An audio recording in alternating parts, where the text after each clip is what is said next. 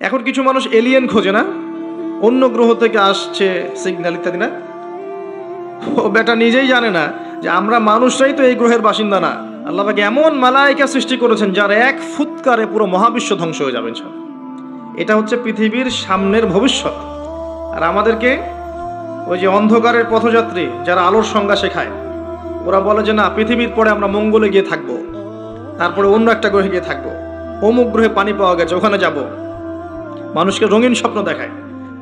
কারণ ওরাও হয়তো বুঝে ফেলেছে যে পৃথিবীতে আমরা আর বেশি দিন নাই, যা শুরু করেছি ওয়ার্ল্ডে আমরা নিজেরাই পৃথিবীটা ধ্বংস করে ফেলি নাকি আল্লাহ ভালো জানে। আল্লাহ পাক একা ছিলেন, কিচ্ছু ছিল না, কথা ঠিক আছে? হুয়াল আউয়ালু, আল্লাহ পাক প্রথম, তার আগে কিছু ছিল? আচ্ছা, এরপর আল্লাহ পাক সৃষ্টি করলেন কি? কলম। কি সৃষ্টি করলেন? কলমের আগে হচ্ছে আরশ, কলমের আগে আরশ, এবং তার কানা আরশুহু আলাল মা, তার আরশটা ছিল কিসের উপরে? পানির উপরে। আল্লাহ পাক এরপর সৃষ্টি করেছেন কলম, সৃষ্টি করে বলেছেন উক্তুব, তুমি লিখো। কলম বলেছে মাযা আকতুব, আমি কি লিখবো? আল্লাহ বলছেন কিয়ামত পর্যন্ত যা যা হবে সব লিখে ফেলো। লাউহে মাহফুজের মধ্যে পুরো হিস্ট্রির শুরু থেকে শেষ পর্যন্ত কি হবে সব লেখা আছে, একদম টু দ্য পয়েন্ট লেখা আছে। আপনি চাইলেও আপনার তাকদীর এর মৌলিক বিষয়গুলো পরিবর্তন করতে পারবেন না। পারবেন? কার হাতে? এটা আল্লাহর হাতে। এখানে একটা কথা বলি, এখনকার এই যে বিজ্ঞান, যুক্তি, দর্শন, এরা কি তাকদীরে বিশ্বাস করে? করে না। আর তাকদীর হচ্ছে ইমানের 6 পিলারের এক পিলার। কেউ যদি তাকদীরে বিশ্বাস না করে সে কি ইমানদার হবে? হবে না। আপনার শিক্ষার মধ্যে কুফরি আছে। শিক্ষা ব্যবস্থা শিখাচ্ছে যে পরীক্ষা নিরীক্ষা, যুক্তি, দর্শন, বিজ্ঞান দিয়ে কিছু প্রমাণ করতে না পারলে সেটা জ্ঞান নয়, তাই না? এটা শেখাচ্ছে না?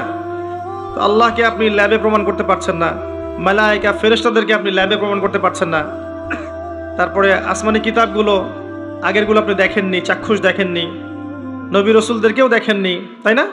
পরকালের যে আপনার কবরের আযাব, ইল্লিন, সিজ্জিন, যে মিজান, যে পুলসিরাত, জান্নাত জাহান্নাম দেখেছেন? এগুলোকে ল্যাবে প্রমাণ করতে পারবেন? এই যে তাকদীর, ভাগ্য, ল্যাবরেটরিতে বসে প্রমাণ করা যাবে? তো তাদের মতে পরীক্ষা নিরীক্ষা পর্যবেক্ষণের মাধ্যমে প্রমাণ না করতে পারলে সেটার গ্রহণযোগ্যতা নেই।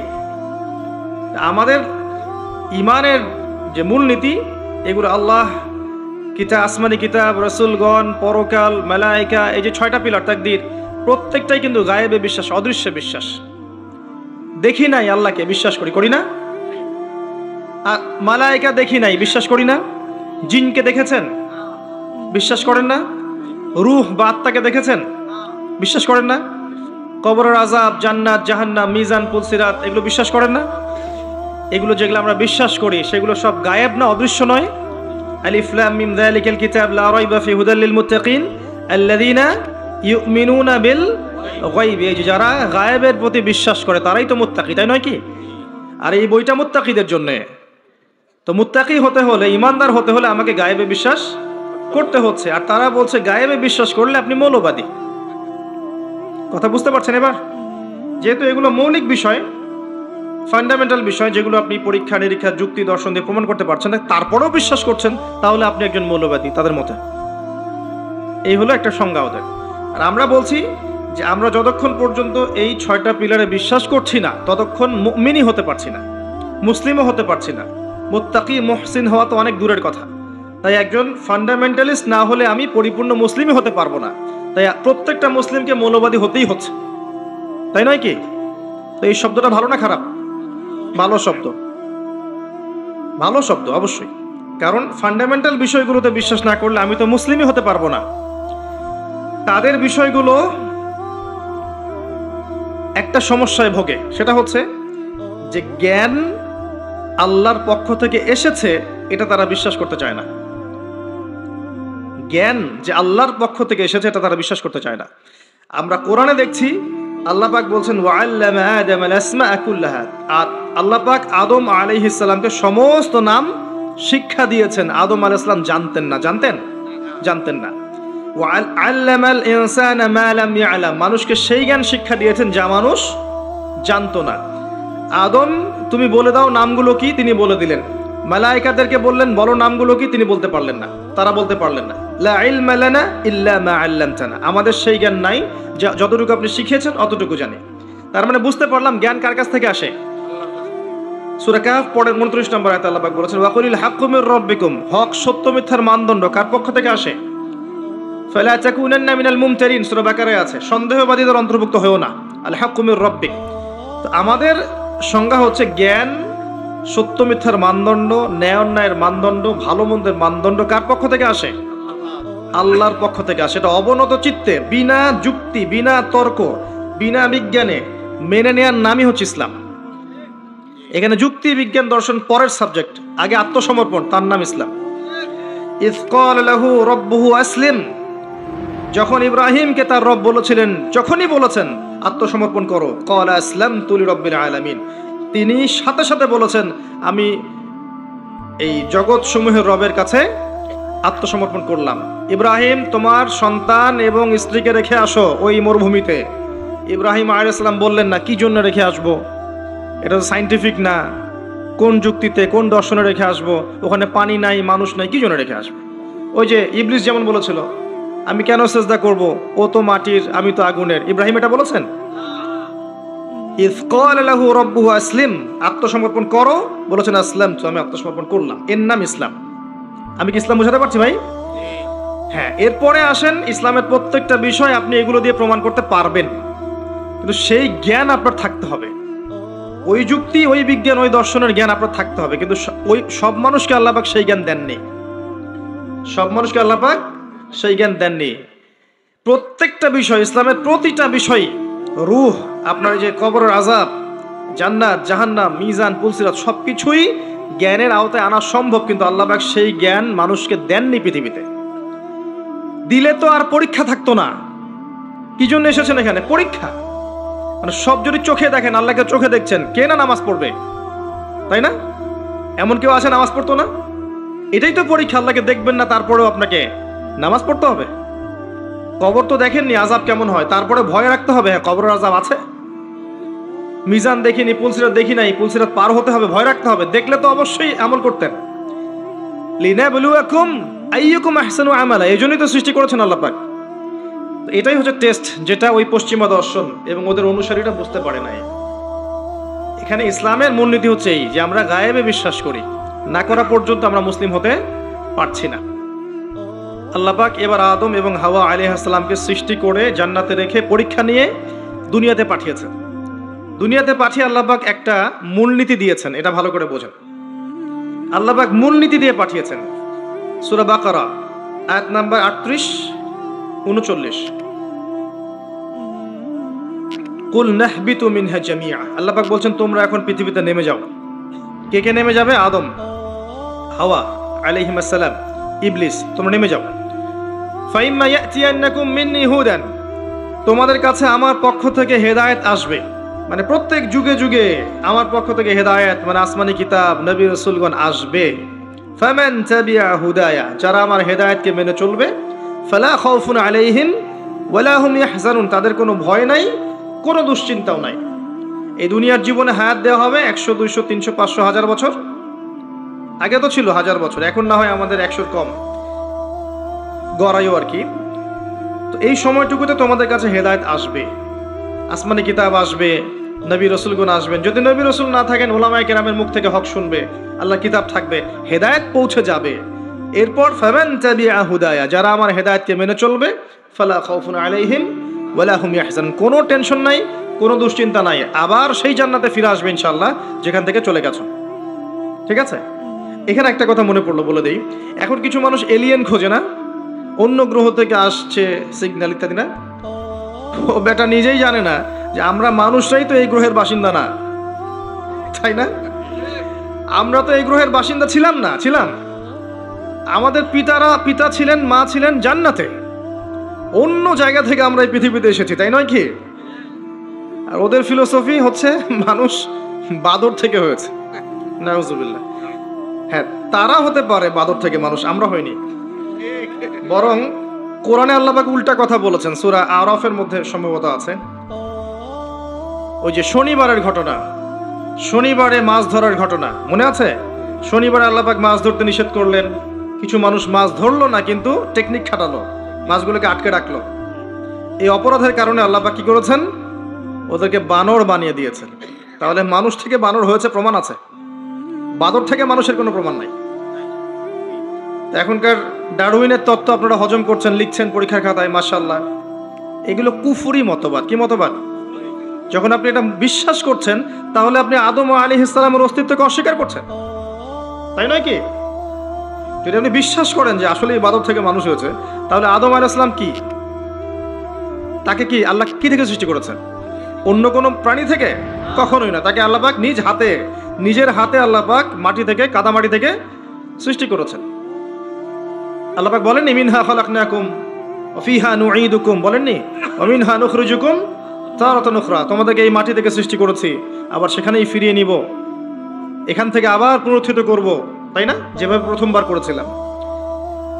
তো খেয়াল রাখবেন পড়াশোনা করতে গিয়ে যেন কুফরি না হয়ে যায়।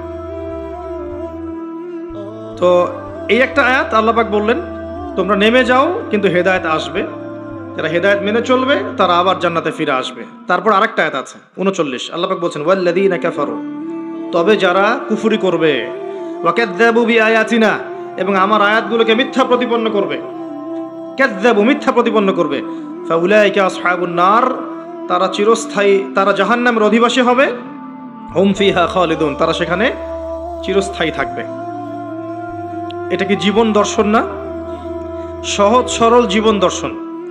আল্লাহর পক্ষ থেকে হেদায়েত আসবে, দুনিয়ার সময়টা লিমিটেড, এই সময়ে হেদায়েত আপনার কাছে আসবে, এটা আল্লাহর দায়িত্ব পৌঁছে দেয়া। এরপর যদি আপনি মেনে নেন, আপনি সেই জান্নাতে যাবেন ইনশাআল্লাহ, যেখান থেকে এসেছেন ইনশাআল্লাহ। আর যদি আপনি না মানেন, অস্বীকার করেন, মিথ্যা প্রতিপন্ন করেন, তাহলে ওই ইবলিসের সাথেই, অহংকারী ইবলিসের সাথেই চিরস্থায়ী জাহান্নামে যেতে হবে। আমরা এখন কি চাই সেটা আমাদেরকে সিদ্ধান্ত নিতে হবে, তাই নয় কি? আল্লাহ পাক কি জোর করবেন? আল্লাহ পাক জোর করবেন না। কুলিল হাক্কু মির রাব্বিকুম ফামান শাআ ফালইউমিন, যার ইচ্ছা হয় সে ঈমান আনুক, ওয়া মান শাআ ফালইয়াকফুর, যার ইচ্ছা হয় অস্বীকার করুক। আল্লাহ দুনিয়াতে আযাব দিতে পারেন, বিপদ আপদে ফেলতে পারেন, শাস্তি দিতে পারেন, চিরস্থায়ী জাহান্নাম দুনিয়াতে দিবেন না? দিবেন। আল্লাহ ফিরে আসার সুযোগ দিবেন। আর আল্লাহ আরো বলেছেন ওয়া হাদাইনাহুন নাজদাইন, আমি দুইটা পথ দেখিয়ে দিয়েছি। অন্য সূরায় আল্লাহ পাক বলেছেন ইম্মা শাকিরা ওয়া ইম্মা কাফুরা, ইচ্ছা হলে তুমি কৃতজ্ঞ হও, ইচ্ছা হলে অকৃতজ্ঞ হও। লা ইকরাহা ফিদ্দিন, দিনে কোনো জবরদস্তি নেই, ঘাট ধরে কাউকে ইসলাম কবুল করাতে হবে না, হবে? আল্লাহ পাক চান্স দিয়েছেন এই সময়টুকুতে। এবার আসেন যে প্রত্যেক যুগে যুগে আল্লাহ পাক কি তার পক্ষ থেকে নবী রাসূল পাঠাননি? আসমানি কিতাব পাঠান নাই? নূহ আলাইহিস সালাম 950 বছর দাওয়াত দিয়েছেন, তার কাছে আল্লাহর কিতাব আসেনি? 950 বছর দাওয়াত দেওয়ার পরে কিছু মানুষ ইসলাম কবুল করেছে, কিছু বেশিরভাগ মানুষই করে নাই। যে বেশিরভাগ মানুষ করেনি, আল্লাহ পাক তাদেরকে ডুবিয়ে দিয়েছেন না? আর নূহ আলাইহিস সালামকে এবং তার সঙ্গী সাথী সহ নাজাত দিয়েছেন, উদ্ধার করেছেন, করেননি? একই সুন্নাহ। আদ জাতির কাছে যান, বড় বড় দেহের, যারা ঈমান এনেছে আল্লাহ পাক উদ্ধার করেছেন, ঈমান আনে নাই দুনিয়ায় দুনিয়াতেও লাঞ্ছিত করেছেন, পরকালেও চিরস্থায়ী জাহান্নামে পাঠাবেন। সামুদ জাতি, সালেহ আলাইহিস সালাম, একই কাহিনী, যারা ঈমান এনেছে আল্লাহ পাক উদ্ধার করেছেন, ঈমান আনে নাই ধ্বংস করে দিয়েছেন। কওমে মাদিয়ান, শুআয়ব আলাইহিস সালামের কওম, একই ঘটনা, ঈমান এনেছে উদ্ধার, ঈমান আনে নাই আল্লাহ পাক ভূমিকম্প দিয়ে ধ্বংস করেছেন। ফিরআউন, একই ঘটনা, দাওয়াত দেওয়া হয়েছে, মুজিজা দেখানো হয়েছে, বারবার সতর্ক করা হয়েছে, ফিরআউন শোনেনি, পাল্টা ধাওয়া করেছে, লোহিত সাগরে আল্লাহ পাক একত্রিত করেছেন, মুহূর্তে ডুবিয়ে দিয়েছেন, শেষ। আর মূসা আলাইহিস সালামকে উদ্ধার করেছেন। একটা কথা এখানে বলি, আল্লাহ পাক যেভাবে লোহিত সাগরে মূসা আলাইহিস সালামের বিপক্ষে এই যে ফেরাউন এবং তার অনুসারীদেরকে একত্রিত করেছিলেন এবং একত্রিত করে আল্লাহ পাক সদল বলে ডুবিয়ে দিয়েছেন, ঠিক একই সুন্নাহ আল্লাহ পাক আবারও ভবিষ্যতে করবেন আরেকবার ইনশাআল্লাহ। হতাশ হবেন না, কষ্ট নেবেন না। বিষয়টা হচ্ছে যে আমরা আমাদের ঘুমন্ত অবস্থার কারণে এই পরিস্থিতি সৃষ্টি হয়েছে। আমাদের ইমানের কমতির কারণে আমরা যে কোরআন সুন্নাহ থেকে দূরে সরে গেছি, আমল আকীদা আখলাক খারাপ হয়ে গেছে, হারামখোর হয়ে গেছি, জেনা, সুদ, ঘুষ, ব্যভিচার, পর্নোগ্রাফি, যাবতীয় বিষয় আসক্ত হয়ে গেছি। আল্লাহর পথ ছেড়ে দিয়ে আমরা যে শয়তানের পথে হেঁটেছি, এই সময়টুকুর মধ্যে ইসলামের দুশ্মনরা শক্তিশালী হয়ে গেছে। আল্লাহ পাক কি করবেন জানেন? এখন এই যে সময়টুকু দিয়েছেন আমাদেরকে, এই সময়টুকুর মধ্যে যদি আমরা দিনের জন্য কিছু না করি, ব্যক্তি পর্যায়ে, পারিবারিক পর্যায়ে, সোশ্যাল পর্যায়ে যদি না করি, আল্লাহ পাক আমাদেরকে সরিয়ে দিবেন আস্তে করে, দিয়ে ইস্তাবদিল কওমান গায়রাকুম, অন্য কওমকে আল্লাহ পাক হেদায়েত দিয়ে এই জায়গায় নিয়ে আসবেন। সুম্মা লা ইয়াকুনু আমসালাকুম, তারা তোমাদের মতো হবে না। আল্লাহ বলেছেন ইন্নাল্লাহা লা ইউগাইয়িরু মা বিকওমিন হাত্তা ইউগাইয়িরু মা বিআনফুসিহিম। আল্লাহ পাক একটা কওমের অবস্থা ততক্ষণ পরিবর্তন করেন না যতক্ষণ না ওরা নিজেদের অবস্থা পরিবর্তনের চেষ্টা করে। আমরা কি চেষ্টাটা করেছি বলেন দেখি এবার? কথা বললে তো মাইন্ড করে ফেলে। সত্যি কথা বলছি, আমাদের চেষ্টার ত্রুটি ছিল। অনেক বড় বড় ইস্যু আছে যেখানে আমরা চেষ্টা মোটেও করতে পারি নাই। আমরা ছোটখাটো বিষয় নিয়ে এত ব্যস্ত ছিলাম একে অন্যের সাথে মানে কাদা ছড়াছড়ি করতে, যে এই সুযোগে আমাদের শত্রুটা অনেক দূরে হেঁটে গেছে। এটা ক্যাচ করা এখন আমাদের জন্য অনেক কঠিন হয়ে গেছে। এখনো আমরা সেই একই কাজই করে যাচ্ছি। জি, এখন 2022-এ এসেও দেখবেন আমরা সেই একই কাজই করে যাচ্ছি। আর যারা চেষ্টা করেছিলেন সত্যিকার অর্থেই, তাদেরকে আমরা দিন দিন হারিয়ে ফেলেছি, তাদেরকে আমরা ডে বাই ডে হারিয়ে ফেলেছি। আল্লাহ পাক যেন নতুন প্রজন্ম সৃষ্টি করেন। আল্লাহ যাকে পছন্দ করেন আল্লাহ পাক যেন তাকে কবুল করেন। আল্লাহ যার মধ্যে খুলুসিয়াত দেখেন, সামর্থ্য দেখেন, যোগ্যতা দেখেন, ঈমান দেখেন, তাকওয়া দেখেন, আল্লাহ পাক তাকেই যেন কবুল করেন। তাদেরকে দিয়ে আল্লাহ পাক এমন একটা রেভলিউশন ক্রিয়েট করেন যাতে আগামী দিনগুলোতে মুসলিমরা অধঃপতনের হাত থেকে রক্ষা পায়, এবং কোরআন এবং হাদিসকে হাতে নিয়ে এই জালেম সভ্যতাকে চ্যালেঞ্জ করতে পারে, এবং আল্লাহর জমিন, আল্লাহর দিনের যে নূর, যে রব, আল্লাহর দিনের যে ফ্লেভার, যে আধ্যাত্মিকত্ব, যে পতাকার রং, এটা যেন আল্লাহ পাক প্রতিষ্ঠা করতে পারে, তৌফিক দান করেন, আমিন। তো আমি বুঝাচ্ছিলাম যে প্রত্যেক যুগে একই সুন্নাহ। মুসা আলাইহিস সালাম এটা বুঝলেন। আসেন তারপরে আমাদের নবী মুহাম্মদ সাল্লাল্লাহু আলাইহি ওয়াসাল্লামের কাছে আসেন। এখান থেকে শেষ করছি আলোচনা দিকে আমি। মুহাম্মদ সাল্লাল্লাহু আলাইহি ওয়াসাল্লামের সময়ে আবু জেহেল, আবু লাহাব, উতবা, শাইবা, রাবিআ এরা ছিল না? কুরাইশ। মুহাম্মদ সাল্লাল্লাহু আলাইহি ওয়াসাল্লামকে বাধা পেতে হয়েছে প্রথমত নিজেদের লোক থেকেই, তাই না? নিজের ঘর, নিজের চাচা, নিজের বংশ। এটাই সুন্নাত ভাই, যে কবুলিয়াত যারা পাবে ওদেরকে ঘর থেকেই বাধা দেয়া হয়। বিরোধী শক্তিরা পরে। আমরা কিন্তু দরুদে পড়ি আল্লাহুম্মা সাল্লি আলা মুহাম্মদ ওয়া আলা আলি মুহাম্মদ কামা সাল্লাইতা আলা ইব্রাহিম। কখনো কি চিন্তা করেছেন যে অন্য নবীদের নাম বাদ দিয়ে এখানে ইব্রাহিমের নাম কেন? ভেবেছেন কখনো? একটু দুইজনের জীবনী পড়ে দেখবেন, দুইজনের জীবনীর মধ্যে অনেক মিল আছে।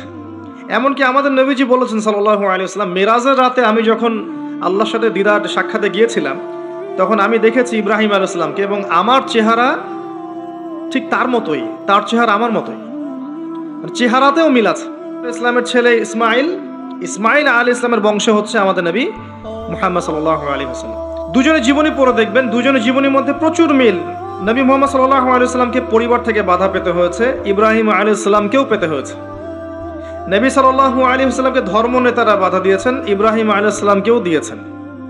নবী সাল্লাল্লাহু আলাইহি ওয়াসাল্লামকে সমাজ থেকে তাড়িয়ে দেয়া হয়েছে, ইব্রাহিম আলাইহিস সালামকেও হিজরত করে চলে যেতে হয়েছে।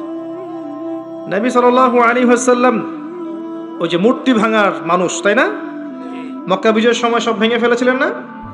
ওয়াকুল জাআল হক ওয়া যাহাকাল বাতিল, এটা পড়ে পড়ে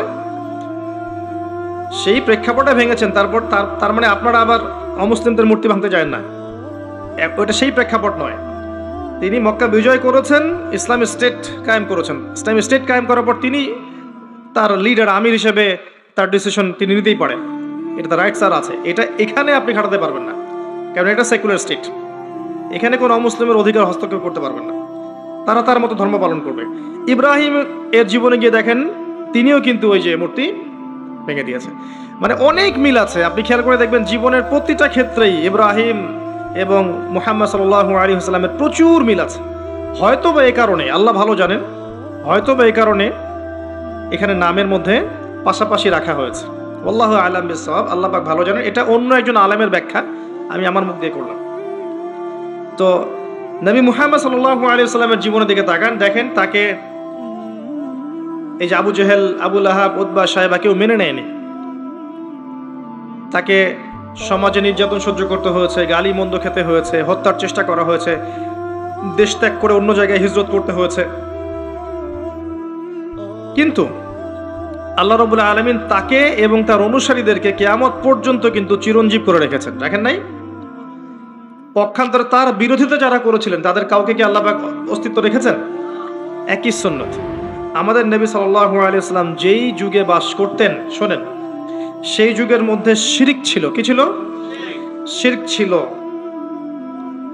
সুদ ছিল, জিনা ছিল, মাদকদ্রব্য ছিল, আপনার নারীর অবমাননা ছিল, গোত্রীয় হানাহানি কাটাকাটি ছিল। আপনি এখনকার এই বিশ্বের দিকে তাকিয়ে দেখবেন হুবাহু সেই বিষয়গুলোই এখনকার বিশ্বের মধ্যেও আছে, হুবাহু সেই বিষয়। পুরো ওয়ার্ল্ড ওয়াইড আপনি শিরক দেখবেন, ওয়ার্ল্ড ওয়াইড আপনি রিবা, সুদ দেখবেন, সারা বিশ্বব্যাপী আপনি মাদক দেখবেন, সারা বিশ্বব্যাপী নারীর অবমাননা দেখবেন, বেহায়াপনা দেখবেন, জিনা দেখবেন, সারা বিশ্বব্যাপী আপনি দেখবেন গোত্রীয় হানাহানি এখন রাষ্ট্রীয় হানাহানিতে রূপ নিয়েছে। একই স্টাইল চলছে। এরকম একটা জায়গায় নবী সাল্লাল্লাহু আলাইহি ওয়াসাল্লামের কাছে এই বইটা নাজিল করা হলো, আল কোরআনুল কারীম। এই কোরআনুল কারীম দিয়ে নবী সাল্লাল্লাহু আলাইহি ওয়াসাল্লাম 23 বছর দাওয়াতি কাজ করলেন। কত বছর? এবার 23 বছর পরের মক্কার দিকে আপনি তাকান, এখানে কোনো শিরক নাই, আছে? কোনো সুদ নাই, মাদক নাই, নারীর কোনো অবমাননা নাই, কোনো অশ্লীলতা নাই, গোত্রীয় হানাহানি কাটাকাটি কিচ্ছু আছে? কিচ্ছু নাই। এই 23 বছর শুধুমাত্র আল কোরআন এবং এর ব্যাখ্যা সুন্নাহ, এই দুইটাকে কাজে লাগিয়ে নবী সাল্লাল্লাহু আলাইহি ওয়াসাল্লাম জাহেলি সমাজকে সোনালী সমাজে পরিণত করলেন।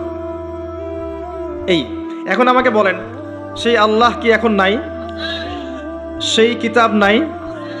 সেই নবীর সুন্নাহ নেই? তাহলে আজকেও কি সম্ভব ছিল না জাহিলিয়াত দূর করে আলো জ্বালানো? সম্ভব ছিল না? ছিল। কিছু কাজ করতে হতো বা করতে হবে, বলে দেব কি কি? আল্লাহ আমাকে তৌফিক দান করুন, আপনাদের সবাইকেও করার তৌফিক দান করুন। দুইটার দিক বলছি। এক নাম্বার দিক হচ্ছে জ্ঞান অর্জন করতে হবে, জ্ঞান অনুযায়ী আমল করতে হবে, পারিবারিক আদর্শটা ধরে রাখতে হবে, আপনার হালাল রিজিকের ব্যবস্থা করতে হবে, আপনাকে দিনের জন্য নিজের জান মাল, সময়, শ্রম, প্রতিভা দিয়ে দিনের খেদমতে আঞ্জাম দিতে হবে, উম্মার ঐক্যের জন্য আপনাকে চেষ্টা করতে হবে, অর্থনৈতিকভাবে স্বাবলম্বী হতে হবে এবং এমনভাবে ইসলামের দাওয়াত দিয়ে উম্মাকে, দেশকে, জাতিকে, রাষ্ট্রকে ভালো কিছু দিতে হবে যেন আমরা মধ্যম পন্থায় ইসলামের পতাকা নিয়ে এগিয়ে যেতে পারি। এই কাজগুলো করলে আজও সম্ভব, আলো জ্বালানো আজও সম্ভব। আরেকটা কাজ, এই বইটার হক আদায় করতে হবে, আল কোরআনের হক আদায় করতে হবে, বিশুদ্ধ তিলাওয়াত শিখতে হবে। এক নাম্বার কি? বিশুদ্ধ তিলাওয়াত শিখতে হবে। 2 নাম্বার হচ্ছে এর কিছু অংশ হিফজ করার চেষ্টা করতে হবে। 3 নাম্বার এর অর্থটা বোঝার চেষ্টা করতে হবে। 4 নাম্বার এর আদেশগুলো মেনে চলার চেষ্টা করতে হবে। 5 নাম্বার এর সমস্ত নিষেধ বর্জন করার চেষ্টা করতে হবে। আর 6 নাম্বার এর দাওয়াতটা মানুষের ঘরে ঘরে পৌঁছানোর চেষ্টা করতে হবে। পারা যাবে ইনশাআল্লাহ? তিলাওয়াত কতটুকু সময় লাগতে পারে ভাই তিলাওয়াত শিখতে? 1 মাস, 2 মাস, 3 মাস, সর্বোচ্চ 3 মাস। 3টা মাস আমরা 1 ঘন্টা করে আল্লাহর জন্য উৎসর্গ করতে পারবো না? 3 মাসে 90 দিন, তাই না? দৈনিক যদি 1 ঘন্টা করে দেন তাহলে 30 ঘন্টা হচ্ছে আপনার, 90 ঘন্টা হচ্ছে আপনার। তো 90 ঘন্টায় কয় দিন হয়? 90 ঘন্টায় কয় দিন হয়? 4 দিনের বেশি বা 4 দিনের মতোই নাকি? 4 দিনের কাছাকাছি, 3 দিন প্লাস 4 দিনের কাছাকাছি। 4টা দিন যদি আপনি আল্লাহর জন্য দিয়ে দেন, উৎসর্গ করেন, এই বই আল্লাহর কিতাব আপনি পড়া শিখে যাবেন। আপনি কি রাজি নাই? মাত্র 4টা দিন আপনি উৎসর্গ করেন আল্লাহর জন্য। একজন ওস্তাদের কাছে যান, একজন কারির কাছে যান, মাদ্রাসার শিক্ষকের কাছে যান। আর আমার পরামর্শ যে কমই মাদ্রাসার ওস্তাদদের সাথে থাকেন, এটা আমার পরামর্শ। তাহলে আপনি ভালো শিখবেন। আরবি ব্যাকরণ থেকে শুরু করে আপনি কোরআন, হাদিস, ফিকহ, অন্যান্য বিষয়গুলো ভালো শিখবেন ইনশাআল্লাহ। গিয়ে আপনি সুন্দর করে কোরআন পড়া শেখেন। পারবেন না ইনশাআল্লাহ ভাই? তিলাওয়াত শিখতে 3 মাস লাগে বলেছি। 3 মাসকে আপনি যদি 90 ঘন্টায় ভাগ করেন, দেখবেন আপনি আপনার জীবনের 4 দিন দিচ্ছেন মাত্র। 4 দিন কোনো আলেমের কাছে যান, মুয়াজ্জিন, ইমাম সাহেব, কওমি মাদ্রাসার শিক্ষক, তার কাছে গিয়ে পড়ে থাকেন। আপনি দেখবেন কোরআন শিখে ফেলেছেন ইনশাআল্লাহ। ডেইলি 1 ঘন্টা করে সময় দেওয়া যাবে না ভাই? যাবে না? 1 ঘন্টা আপনি টেলিভিশন বা ফেসবুক ইউটিউবিং করে কিন্তু নষ্ট করেন না? 1 ঘন্টার চেয়ে বেশি করেন। আড্ডা মেরে গল্পগুজব করে, যে দোকানে চায়ের স্টলে বসে আমরা নষ্ট করি না? আমি যদি মারা যাই, এই মানুষগুলোর কেউই আমাকে মনে রাখবে না, যাদের জন্য আপনি এত কিছু করছেন। একটা সময় পর্যন্ত রাখতে পারে, এরপর আস্তে আস্তে মানুষের স্মৃতি থেকে কিন্তু আপনি ভুলে যাবেন। মানুষ কাদেরকে মনে রাখে? যারা পৃথিবীতে ভালো কিছু করে গেছে, এদেরকে মানুষ মনে রাখে, তাই না? আমরা যারা সাধারণ মানুষ, আমাদেরকে কি খুব বেশি মানুষ মনে রাখবে ভাই? রাখবে না। যাদের জন্য আমরা সারা জীবন দিয়ে দিচ্ছি, যে বাড়ি গাড়ি টাকা কড়ি ব্যাংক ব্যালেন্স এগুলো করছি, দেখা যাবে এগুলো করতে করতে আমাদের হায়াত শেষ, মৌতের 40 দিনের মধ্যে দেখবেন ভুলে গেছে, সম্পত্তি নিয়ে কারাকারি শুরু করে দিয়েছে, করে না? তো দুনিয়ার মানুষের স্বার্থ দেখে নিজের স্বার্থ নষ্ট করার কোনো মানে হয়? আমাদের স্বার্থ হচ্ছে কবর, তাই না? আর পরকালে কোরআন আমার সাথে যাবে না? কোরআন সুপারিশ করবে না? করবে ইনশাল্লাহ। অতএব কোরআনকে সময় দেন, স্মার্ট হয়ে যান। আপনি আপনার ভালো বোঝার শিখেন, কোরআন পড়েন, কোরআন তেলাওয়াত করা শেখেন। 3 মাস 4 মাস 5 মাস 6 মাস যত সময় লাগে লাগুক, আপনি শেখেন, পারা যাবে ইনশাল্লাহ। আগামী রমজান আসার আগেই কারা কারা শিখবেন হাত তোলেন ইনশাআল্লাহ। মাশাআল্লাহ, জাযাকুমুল্লাহ। বসেন। প্রত্যেক হরফে 10 নেকি পাবেন। আলিফ লাম মিম বললে 30 নেকি পাবেন। কোরআনে সূরা ফাতিহা পড়বেন, এটা সকল রোগের শেফা। আয়াতুল কুরসি পড়বেন প্রত্যেক ফরজ সালাতের পর, সূরা বাকারার 255 নম্বর আয়াত, আয়াতুল কুরসি। মৃত্যু ছাড়া জান্নাতে যাওয়ার জন্য কোনো বাধা নাই সেই ব্যক্তির। রাতের বেলা সূরা মুলক পড়বেন, ওই ব্যক্তির কবরের আযাব ইনশাআল্লাহ আল্লাহ পাক মাফ করে দিবেন। সূরা কাহফ পড়বেন শুক্রবার জুমার দিনে, আল্লাহ পাক আপনার জীবদ্দশা বের হলেও আপনাকে আল্লাহ পাক হেফাজত করবে ইনশাআল্লাহ। সূরা ইয়াসিন মুখস্থ করবেন, আর রহমান পড়বেন, সূরা বাকারার শেষের 2-3 আয়াত পড়বেন রাতের বেলা। সারা রাত ইবাদত করলে যে নেকি হয়, আপনি এখন সূরা বাকারার শেষের 3 আয়াত পড়ে ঘুমিয়ে যান, সেই নেকি পাবেন ইনশাআল্লাহ। সবই সহিহ হাদিসে এসেছে। সূরা ইখলাস পড়েন 3 বার বা 10 বার, সূরা ফালাক পড়েন 3 বার, নাস পড়েন 3 বার, দৃশ্য অদৃশ্যের সমস্ত ক্ষতি থেকে আপনি বেঁচে থাকবেন ইনশাআল্লাহ। সূরা কাফিরুন পড়েন ঘুমানোর সময়, আল্লাহ পাক আপনাকে শিরকের পাপ থেকে বাঁচিয়ে রাখবে। এই ফজিলতগুলো কখন পাবো ভাই? যখন আমি কোরআন বিশুদ্ধ করে পড়তে জানবো, তখনই তো, নাকি? বিশুদ্ধ পড়তে না জানি, সারা জীবন ভুল পড়ে যাব, অর্থ বিকৃত হবে, আমার ইমানে জায়গা কুফরি হয়ে যেতে পারে। ঠিক আছে? কোরআনে এমন অনেক জায়গা আছে যেখানে মাখরাজের কারণে, অক্ষরের 19-20-এর কারণে এমন অর্থ পরিবর্তন হতে পারে যে ইমান এবং কুফরির প্রশ্ন চলে আসতে পারে। অতএব খুব ভালো করে কোরআন তেলাওয়াত করা শিখতে হবে এবং নিয়মিত কমপক্ষে 1 পারা করে কোরআন পড়ার চেষ্টা করবেন। পারা যাবে ইনশাআল্লাহ। ডেইলি 1 পারা মানে আপনার মাসে 30 পারা, মানে প্রতি মাসে আপনি 1টা খতম দিচ্ছেন, বছরে আপনি 12টা খতম দিচ্ছেন। পারা যাবে ইনশাআল্লাহ। আল্লাহ পাক তৌফিক দান করুন, আমিন। 1 পারা পড়তে খুব বেশি সময় লাগে না, সর্বোচ্চ আপনার যদি পড়ার ফ্লুয়েন্সি থাকে, আপনি আধা ঘন্টা 40 মিনিট লাগবে। যদি একটু ধীরে পড়েন 1 ঘন্টা লাগবে। এই কাজটা করতে পারেন। আমার পরামর্শ হচ্ছে ফজরের নামাজের পরে। ফজরের নামাজটা পড়া হয়ে গেল, পড়ে আপনি এখন জিকির আজগার করছেন, তাসবিহ তাহলিল করছেন, করতে করতে করতে কোরআনটা নিয়ে বসলেন, বসে 1 পারা পড়ে ফেললেন। 1 পারা পড়তে পড়তে আপনার 1 পারার হক আদায় হয়েছে, দেখবেন সূর্য উঠে গেছে। সূর্য উঠে গেল, ইশরাকের সময় হয়ে গেল। তখন আপনি 2 রাকাত নামাজ পড়ে বাসায় ফিরে যান, 1টা কবুল হজ, 1টা কবুল ওমরার নেকি পাবেন ইনশাআল্লাহ। মনে করেন ঢাকা শহরের মানুষ, এখন আমি তো ঢাকার মানুষ হয়ে গেছি, জ্যামটা একটা কমন জিনিস না? জ্যামে বসে আছে আধা ঘন্টা 1 ঘন্টা বসে আছে। এই যে ফোন আছে, আপনি ফোনে অ্যাপস আছে না, অ্যাপস বের করেন, 10টা পৃষ্ঠা পড়ে ফেলতে পারবেন না? সময়টা কাজে লাগলো। সময় কাজে লাগাতে হবে, টাইম ভাগ করে করে স্মার্ট হতে হবে, টাইমটা কাজে লাগাতে হবে। মনে করেন আপনি শীতের বেলা ব্যাডমিন্টন খেলছেন, কথার কথা খেলেন তো নাকি, বা ফুটবল খেলছেন, বা যুবকরা অনেক সময় অনেক খেলাধুলা করে, ওই সময়টুকুর মধ্যেও কিন্তু আপনি সুবহানাল্লাহ পড়তেই থাকতে পারেন, মনে মনে, পারেন না? আলহামদুলিল্লাহ পড়তে থাকতে পারেন, আল্লাহু আকবার পড়তে থাকতে পারেন। মানে আপনি একটা কাজ করছেন, আরেকটা কাজ করতেছেন মনে মনে। এটাকে বলে যে প্রোডাক্টিভ মুসলিম, মানে আপনি আপনার সময়টাকে মূল্যায়ন করছেন। একই সাথে কয়েকটা কাজ করতে শিখতে হবে, একই সাথে কয়েকটা কাজ। আপনি হাঁটছেন, বাইক চালাচ্ছেন, বাইক চালাতে চালাতে আপনি পড়ছেন লা ইলাহা ইল্লাল্লাহু ওয়াহদাহু লা শারীকা লাহু লাহুল মুলকু ওয়া লাহুল হামদু ওয়া হুয়া আলা কুল্লি শাইইন কাদির। পারা যায় না? ড্রাইভ করছেন, সুবহানাল্লাহ, আলহামদুলিল্লাহ, লা ইলাহা ইল্লাল্লাহ, আল্লাহু আকবার, পড়া যায় না? একটা কাজ করতে গিয়ে আরো অনেকগুলো কাজ করা যায়। এই যে জিকিরের মধ্যে সব সময় আছেন, সব সময় জিকিরের মধ্যে যারা থাকবে, এদের যে কি ফজিলত আছে পরকালে, এটা বোঝানোর মতো ভাষা নাই আমার কাছে। এরা আল্লাহওয়ালা হয়ে যাবে এবং এদের মুখ থেকে দেখবেন, মৌতের সময় দেখবেন মুখ থেকে লা ইলাহা ইল্লাল্লাহ কালিমা ঠিকই বের হয়ে গেছে ইনশাআল্লাহ। তো একজন সাহাবী এসে জিজ্ঞাসা করেছিলেন, আমাকে একটা আমল বলে দেন ইয়া রাসূলুল্লাহ, আমি একটা আমল ধরে রাখবো।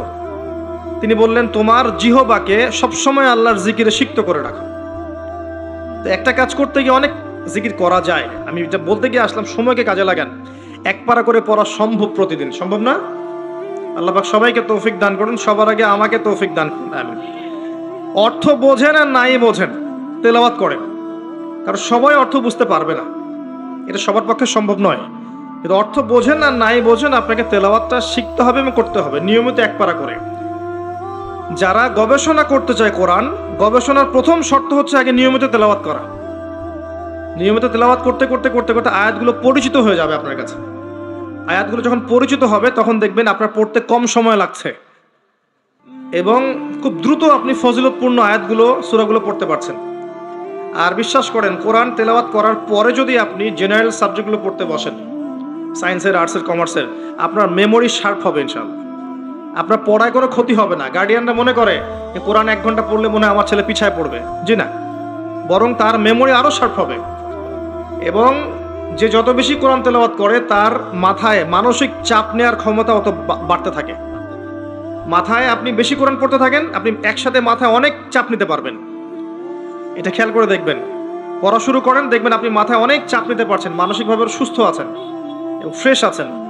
আরেকটা কথা বলি, জানি আমার এই কথাটা গডলেস ওয়ার্ল্ড বলতে বোঝাচ্ছি যে আল্লাহীন এই সভ্যতা। আমি আল্লাহ মানে গড বলিনি, ওদের ভাষায় বলেছি, ওরা একটা গডলেস ওয়ার্ল্ড, আল্লাহীন একটা সভ্যতা। আল্লাহ বিশ্বাস করে, ঈশ্বরে বিশ্বাস করে না। আল্লাহর নাম কিন্তু গড বা ঈশ্বর নয়, আল্লাহর নাম আল্লাহ। ওদেরকে বুঝাতে গিয়ে শব্দটা বললাম আমি, ওরা এই কথাটা বিশ্বাস করবে না আমার যেটা আমি এখন বলতে যাচ্ছি, কিন্তু আল্লাহ পাক কোরআনে সেটা বলেছেন। আপনার কাছে মনে হবে যে যত রোগ ব্যাধি, বিপদ আপদ, বালা মুসিবত আছে, রোগ ব্যাধির কথাই ধরেন, এগুলোর শুধু চিকিৎসা দিয়ে শেফা হয়, আপনার কাছে এটা মনে হতে পারে।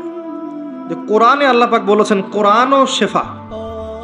কোরআন যারা বেশি বেশি তেলাওয়াত করে, এই তেলাওয়াতের বরকতে আল্লাহর ইচ্ছায় সে আরোগ্য লাভ করতে পারে। অনেকে বলতে পারে এটা আনসাইন্টিফিক কথা, তাদের দৃষ্টিতে না, তারা তো চাক্ষুষ ছাড়া বিশ্বাস করবে না, তাই না? আল্লাহ পাক কোরআনে বলেছেন, ওয়া নুনাজ্জিলু মিনাল কোরআন মা হুয়া শিফাউ ওয়া রাহমাতুল লিল মুমিনিন। আমি কোরআন নাজিল করেছি, এই কোরআনের মধ্যে মুমিনদের জন্য শেফা আছে, আরোগ্য আছে, দেহের আরোগ্য, মনের আরোগ্য আছে, আত্মার রোগের শেফা আছে, এখানে দেহের শেফা আছে। আরেকটা আয়াত বলতে যাচ্ছি, সূরা বানু ইসরাইল। আপনি খেয়াল করে দেখবেন, যারা কোরআন তেলাওয়াত খুব বেশি বেশি করে অনেক ধরনের বিপদ আপদ, বালা মুসিবত, রোগ ব্যাধি থেকে আল্লাহ পাক হেফাজত করে রাখেন তাদেরকে। এটা তারা বুঝতে পারে, আপনি বুঝতে পারবেন না। আল্লাহ সূরা বানি ইসরাইলের মধ্যে বলেছেন, আল্লাহ বলেছেন যে ওয়াইদা ক্বরাতাল কোরআন, হে নবী যখন তুমি কোরআন তেলাওয়াত করবে বা করো, জাআলনা বাইনাকা ওয়া বাইনাল্লাযীনা লা ইউমিনুনা বিল আখিরাহ হিজাবাম মাসতুরা। যখন তুমি কোরআন পড়বে, নিয়মিত আপনি কোরআন পড়বেন, কোরআনের সাথে থাকবেন, তখন হে নবী আপনার মাঝে এবং তাদের মাঝে যারা আল্লাহ বিশ্বাস করে না, পরকালে বিশ্বাস করে না, ওই যে গডলেস ওয়ার্ল্ড, ওদের মাঝে আমি একটা অদৃশ্য নিরাপত্তার পর্দা বসিয়ে দিব, ওখান থেকে কোনো ক্ষতি আপনার কাছে আসতে পারবে না। এটা কোরআনের আয়াত। এবার শোনেন, ওয়ার্ল্ডের যত ফিতনা, যত ফাসাদগুলো আছে, এর শেকড় হচ্ছে ওই সভ্যতাগুলো থেকে আসছে, ওই দিক থেকে আসছে। গ্লোবাল মাদক কোত্থেকে আসছে? সারা ইউনিভার্সাল সুদ, রিবা কোত্থেকে আসছে? ইউনিভার্সাল শিরিক কোত্থেকে আসছে? আল্লাহর এই কোরআনের লস, ফান্ডামেন্টাল সব বাদ দিয়ে সব মানব রচিত। কোত্থেকে আসছে? ওই দিক থেকেই সব এদিকে সাপ্লাই করা হয়েছে। যখন আপনি কোরআন পড়বেন, আমি ওই সভ্যতা যারা আল্লাহ এবং তার পরকালে বিশ্বাস করে না, আপনার এবং তাদের মাঝে একটা পর্দা বসিয়ে দিব। ওখান থেকে কোনো ক্ষতি আপনাকে স্পর্শ করতে পারবে না। বলে দেই, যত ভাইরাসগুলো আছে না, ওখান থেকেই এসেছে, ওদিক থেকে আসছে না। কোরআন বেশি বেশি পড়েন, আল্লাহ পাক আপনাকে ভাইরাস থেকে বাঁচাবে ইনশাআল্লাহ। স্বাস্থ্যবিধি অবশ্যই মেনে চলবেন, আমি কখনো বলিনি এটা মানবেন না, অবশ্যই মেনে চলেন। মাস্ক পরেন, স্যানিটাইজার ইউজ করেন, আপনি ভ্যাকসিন নিচ্ছেন, হোয়াট এভার আপনি যা করছেন করেন, কোরআন ছাড়বেন না। কোরআন আগে। আল্লাহ বলেছেন কোরআন এগুলো থেকে আপনাকে বাঁচাবে ইনশাআল্লাহ। আপনি সচেতন থাকবেন, সুস্থ থাকবেন, পরিষ্কার পরিচ্ছন্ন থাকবেন, সব ঠিক আছে। কোরআনকে সময় দিবেন, এই দুইটা মিলে দেখবেন আপনি প্রোটেক্টেড ইনশাআল্লাহ। কারণ আমাদেরকে বিশ্বাসও করতে হবে, কাজও করতে হবে, তাই না? বিশ্বাসটা আমাদের কোরআন, আর আমাদের প্রোটেকশনটা এটা। প্রোটেকশন নিব, যুদ্ধ করতে গেছি, ঢাল তলোয়ার লাগবে না, খালি হাতে চলে যাবে নাকি? ঢাল তলোয়ার হচ্ছে আমার কোরআন, আর আপনি প্রোটেকশন নিয়েছেন, ঠিক আছে, দুটোই ঠিক আছে। কিন্তু কোরআনকে ছেড়ে দিয়ে নয়। যারা কোরআনকে বাদ দিয়ে শুধু বস্তুবাদিতার দিকে ধাবিত করতে চায়, এরা এক প্রকার অন্ধ জাতি, এদের ভিতরে কোনো ইন্টারনাল লাইট নেই। তো কোরআন বেশি করে তেলাওয়াত করেন, দিনে এক পারা তেলাওয়াত করার চেষ্টা করেন। আল্লাহ পাক তৌফিক ইনায়াত করুন, আমিন। এইটা প্রথম কাজ ছিল, নবী সাল্লাল্লাহু আলাইহি ওয়াসাল্লাম সাহাবায়ে কেরামদেরকে শিখিয়েছেন। এরপরে হিফজ করবেন কিছু অংশ হিফজ করেন। আপনি চাইলে 30 পারা হিফজ করতে পারেন, যদি না কুলায় 1 পারা, 2 পারা, 3 পারা, 5 পারা আপনি চেষ্টা করেন। আপনার ছেলে মেয়েদেরকে হিফজখানায় পাঠান, হাফেজ বানান। তবে একটা কথা, এমন যেন না হয় যে তারা তাদের পুরো জীবনে শুধু কোরআন মুখস্থ করেই থেমে গেছে, সামনে কোরআনের অর্থটা বুঝতে পারে নাই, এমনটা যেন না হয়। কারণ শুধুমাত্র এইটুকু মুখস্থ করে যদি সে সারা জীবন কাটিয়ে দেয়, তাহলে নিঃসন্দেহে কোরআনের হকটা কিন্তু আদায় হয়নি। অর্থ কিন্তু বোঝা উচিত ছিল না? তো তাদেরকে হিফজ করান, হাফেজ বানান। আমি কখনো বলিনি যে এই বাচ্চাদেরকে হিফজ করানো যাবে না বা হিফজখানাতেই অর্থ শেখাতে হবে। কথাটাকে ঘুরিয়ে একটা অর্থ নিয়েছে। ওই যে বললাম, আমি যেমন আমার স্বামীও তেমন। তো নিয়েছে যে হ্যাঁ, তাহলে তার স্বামীও স্ত্রী, তার স্বামীও একজন মহিলা। আমি যেমন আমার স্বামীও তেমন। হিফজ করবে, সে হিফজ করবে, হিফজ করার বয়সে সে হিফজ করবে। এরপর যখন সে ম্যাচিউরড হবে, সে অ্যারাবিক ল্যাঙ্গুয়েজ শিখবে, আরো বড় ক্লাসে যাবে, আরো বড় বড় কিতাব শিখবে, একটা পর্যায়ে কোরআনের তাফসীরগুলো পড়বে। সে যেন তার পুরো এই মাদ্রাসা সিলেবাসে কোরআনের অর্থটা বুঝে বের হয়ে যায়। এমন যেন না হয় যে সারাটা জীবন চলে গেল শুধু হিফজ করেই সে বসে আছে। আমি এটা বুঝাতে চেয়েছি যে শুধুমাত্র হিফজ করেই যেন সে ক্ষান্ত না হয়, সে যেন আরো পরবর্তীতে পড়াশোনাগুলো করতে পারে। এই কথার উদ্দেশ্য এটা ছিল না যে আপনার হিফজ করা খারাপ, হিফজ করা যাবে না, বা হিফজ করলে আপনি ঝরে পড়ছেন, পিছিয়ে পড়ছেন, এরকম কথা কখনো বলা হয়নি। আমি তো নিজেও আগে হিফজ করেছি। আল্লাহ পাক যতটুকু করার তৌফিক দিয়েছেন, 30 পারা না হলে প্রথমে আমি হিফজ করেছি, তারপরে অ্যারাবিক ল্যাঙ্গুয়েজ শিখেছি, তারপর ব্যাকরণ শিখেছি, এরপরে মাদ্রাসা কিতাব পড়েছি। এটাই তো সিস্টেম। যদি আপনি যদি শুধু হিফজ করে ছেড়ে দেন এবং একটা মসজিদে তারাবি পড়াচ্ছেন, আপনি পড়াশোনাটা বাড়ালেন না, অ্যারাবিক ল্যাঙ্গুয়েজ শিখলেন না, আরবি গ্রামার শিখলেন না, কোরআনের তাফসীর শিখলেন না, এই পড়া কি যথেষ্ট হলো? আর সামান্য ইস্যু পেলেই ইস্যু পাগল না হয়ে আমাদেরকে বাস্তববাদী হওয়ার তৌফিক দান করুন, এবং আপোষে কাদা ছোড়াছড়ির মনোভাব ত্যাগ করার তৌফিক দান করুন, আমিন। হিফজ করেন। হিফজ করলে একটা ফজিলত আছে যে হাফেজে কোরআনদেরকে আল্লাহ রাব্বুল আলামিন বলবেন, ইকরা ওয়ারতাক, তুমি পড়ো এবং উঠতে থাকো, কোরআন পড়ো এবং তোমার মর্যাদায় উঠতে থাকো। যেখানে তোমার পড়া শেষ হবে সেখানে তোমার জান্নাতের স্থায়িত্ব হবে। এবং হাফেজে কোরআনদের পিতা মাতাদেরকে আল্লাহ পাক নূরের তাজ পরাবেন, নূরের তাজ। আর যে ব্যক্তি হিফজ করেছে তার তো আর প্রশ্নই ওঠে না। নবী সাল্লাল্লাহু আলাইহি ওয়াসাল্লাম সাহাবায়ে কেরাম শুধুমাত্র তোতা পাখির মতো মুখস্থ করতেন না, বরং তার উপর তারা আমল করতেন, এটা বুঝতেন, এটার প্রচার প্রসার করতেন। এটা বোঝাতে চেয়েছি। যদি আমি শুধু এতটুকুতে সীমাবদ্ধ থাকি তাহলে বাকি কাজগুলো আমি করতে পারবো না। এটাই ছিল উদ্দেশ্য। আল্লাহ পাক উদ্দেশ্যটা বোঝার তৌফিক এনায়েত করুন। এরপর আপনি অবশ্যই আরবি ভাষায় যাবেন। কোরআন হিফজ করেছেন, অ্যারাবিক ল্যাঙ্গুয়েজটা শেখেন। এসো আরবি শিখি, মিজান মুন সাহেব থেকে শুরু করে নাহু সরফের বইগুলো পড়বেন, এবং অবশ্যই কওমি মাদ্রাসার সাথে সম্পৃক্ত রাখে পড়বেন। এটা আমার পরামর্শ।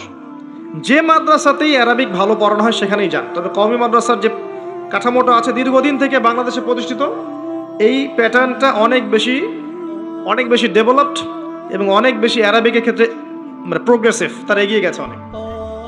তো এই জায়গায় আপনি যদি সময় দেন, 5 বছর 4 বছর সময় দেন, আপনি আরবি ভালো শিখবেন ইনশাআল্লাহ।